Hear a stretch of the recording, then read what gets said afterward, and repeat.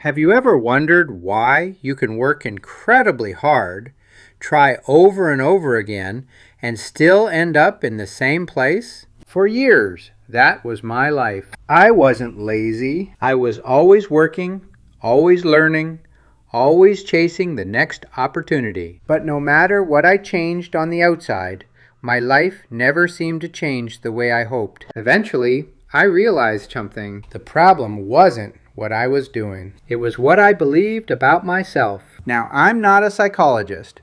I'm just an older fellow who spent a lifetime trying to understand why some people change their lives while others stay stuck. Maybe what I've learned will help you too. Over the years, I did a little bit of everything. I worked for the federal government. I studied accounting.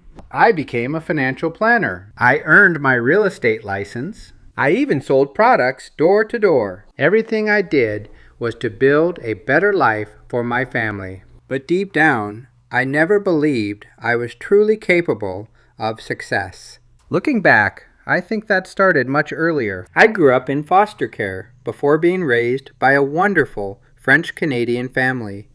They cared for me, and I'm grateful for that. But I never really felt like I belonged. Without realizing it, I built an identity around that feeling. I carried it into every job, every opportunity, and every challenge.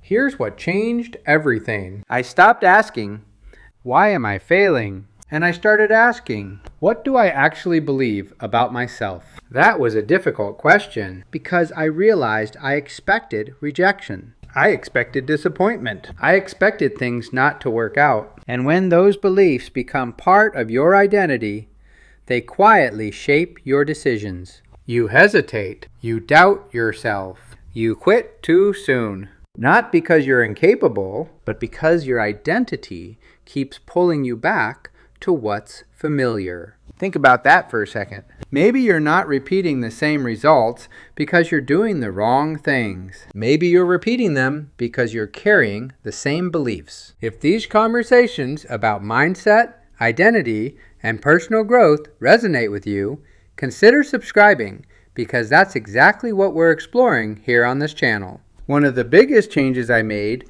was paying attention to what I fed my mind. I started reading authors like Dr. Wayne Dyer and Tony Robbins. More importantly, I began surrounding myself with more positive ideas and asking better questions. The change wasn't instant, but little by little, I became calmer, more confident, more patient. Today, I don't feel the need to chase success the way I once did. Instead, I focus on becoming the kind of person who naturally creates a better life. To me, it's a bit like hockey. When you're young, you rush all over the ice trying to make something happen. The best players slow the game down. They see opportunities that everyone else misses. That's how I try to live now. I slow down. I observe my thoughts, and I make better decisions because of it. If you feel like you're working hard but never moving forward,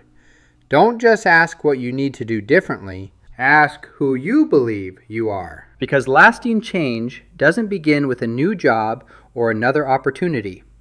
It begins with changing the identity that's quietly shaping your life every single day. Your life won't change overnight. Mine certainly didn't. But when you begin changing how you see yourself, your future begins to change too. Take care of yourself, and I'll see you in the next video.